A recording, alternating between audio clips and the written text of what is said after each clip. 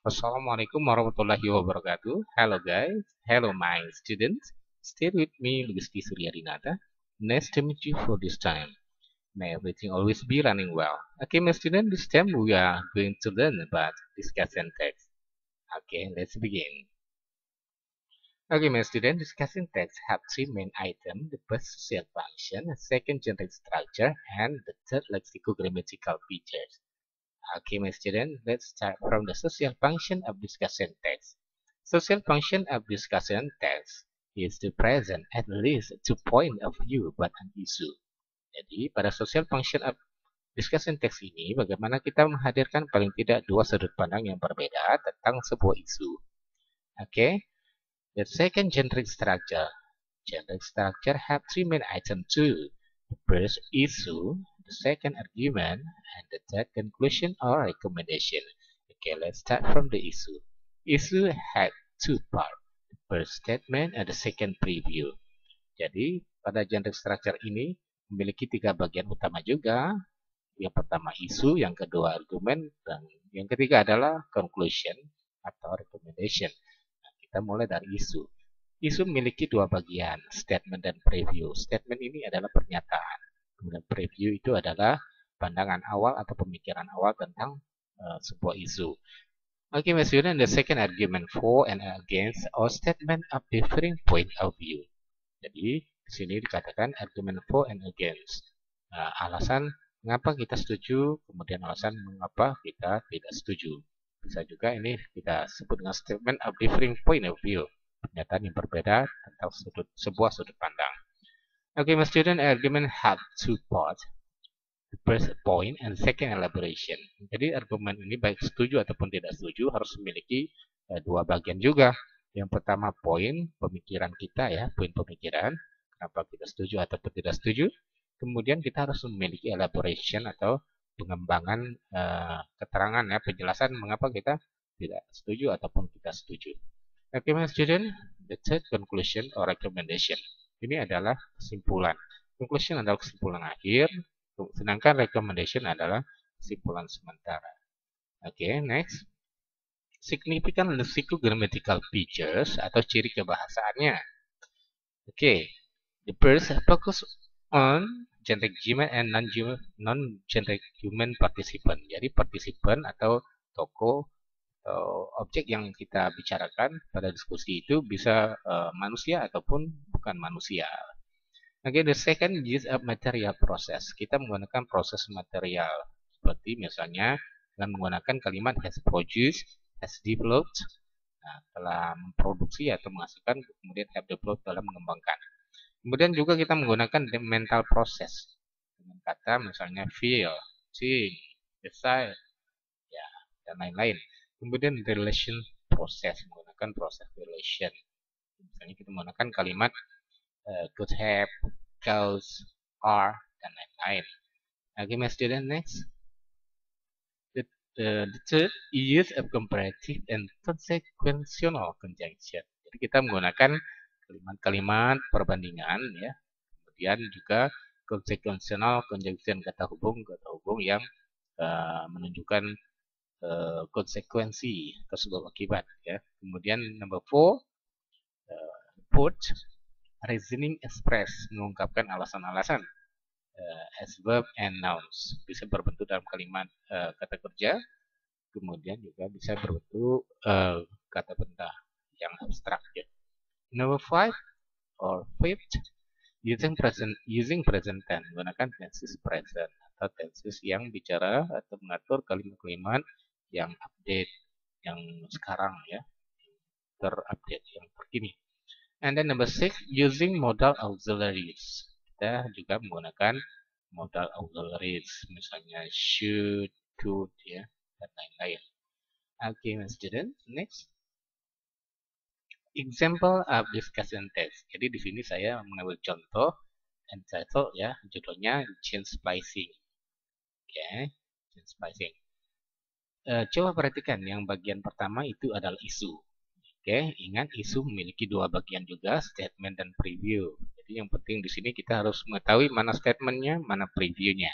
Oke, genetic research has produced both exciting and exciting possibilities.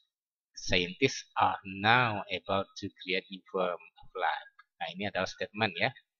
Statementnya di sini adalah para ahli sekarang bisa membuat bentuk kehidupan yang baru.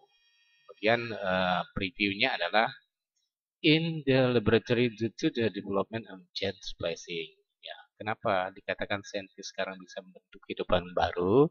Karena pemikiran awalnya di sini adalah dengan menggunakan gene splicing pada laboratorium, hal itu bisa dilakukan. Oke, my students, sekarang kita masuk ke argument 4. Jadi alasan-alasan yang menyatakan setuju ya.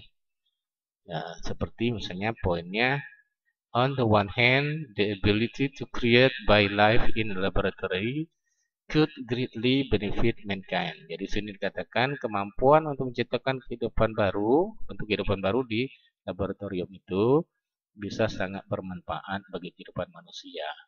Tentu saja kalimat ini menyatakan persetujuannya ya. Oke. Next. Nah, kenapa dia mengatakan setuju? Nah, ini perlu elaborasi atau pengembangan ya. Pengembangan ide. Tentunya dengan alasan-alasan yang jelas. For example, because it is very expensive. Okay. Nah, karena ini adalah sangat mahal, to obtain from natural sources, untuk mendapatkannya dari sumber-sumber alami. Jadi, scientists have developed a method to manufacture it inexpensively in the laboratory. Jadi, para ahli ini telah mengembangkan sebuah metode untuk membuatnya menjadi tidak mahal di laboratorium. Oke, my student, next point. Poin berikutnya, another beneficial of gene splicing is in agriculture. Jadi keuntungan lainnya pada gene splicing ini bisa digunakan pada bidang pertanian. Oke. Nah, kenapa? Nah, ini alasannya adalah pada elaboration ini, scientists foresee the day when new plants will be developed using nitrogen from the air instead of from fertilizer. Di sini dikatakan para saintis itu memperkirakan pada suatu hari tanaman-tanaman baru itu bisa dikembangkan menggunakan nitrogen ya dari udara. Nah, jadi nggak dari pupuk saja ya. Jadi, maksudnya bisa dikembangkan menggunakan nitrogen dari udara, bisa juga menggunakan pupuk. Oke. Next point. Ya, poin berikutnya adalah therefore food production could be increased.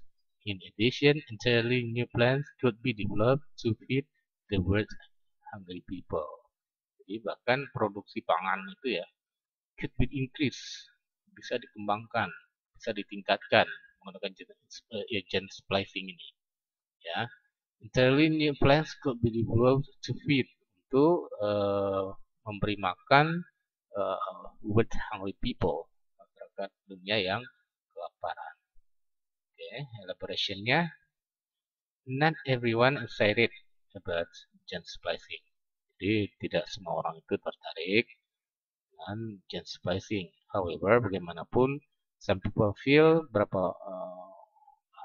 masyarakat juga ada yang merasakan that it could have terrible consequences. Jadi ada masyarakat merasa ini akan memiliki konsekuensi yang bahaya. Okay. Jadi meskipun mereka setuju, mereka juga berpikir lain nampaknya. Oke, my student, next. Poin yang berikutnya, a laboratory accident. Nah, ini pernyataan yang tidak setuju ya. Laboratory accident, misalnya di sini ada kecelakaan pada sebuah laboratorium. For example, contoh, might cause an epidemic of an unknown disease that could wipe out humanity. Jadi bila ada kecelakaan pada laboratorium tersebut, itu bisa mengakibatkan menimbulkan, maksud saya, penyakit-penyakit baru yang belum dikenal, dan itu bisa memusnahkan kehidupan manusia. Oke, students, next. Nah, ini contoh teks yang saya hadirkan di sini ya, gene splicing. Sini bisa dibaca lengkap ya. Genetics research has produced both exciting and frightening possibilities. Scientists are now able to create new forms of life in the laboratory due to the development of gene splicing. On the one hand, the ability to create life in the laboratory could greatly benefit mankind. Okay. Nah, itu ada tulisan-tulisan yang berwarna merah. Itu menunjukkan ada statement, ada juga preview. Okay. Maksud saya itu menunjukkan generic structure pada paragraf ini ya, pada teks ini. Okay, student, next. Okay. For example, because it is very expensive, yeah, to obtain insulin from natural sources, scientists have developed a method to manufacture it inexpensively in the laboratory. Okay. Another beneficial application of gene splicing is in agriculture. Ini adalah poin ya. Kemudian scientists foresee the day when new plants will be developed using nitrogen. Nah, ini juga adalah bagian-bagian elaboration. Okay, next. Nah, therefore, food production could be increased. In addition, entirely new plants could be developed to create the world's hungry people. Okay.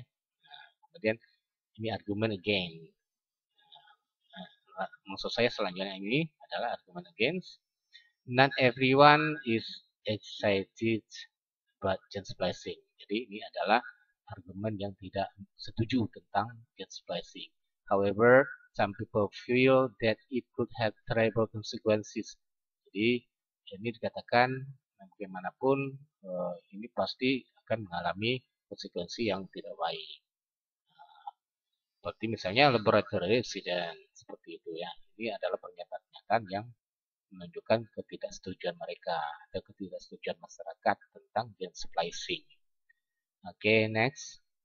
As a result of this controversy, ya, jadi sebagai hasil atau kesimpulan dari kontroversi pendapat ini ya, the government has made rules to control genetic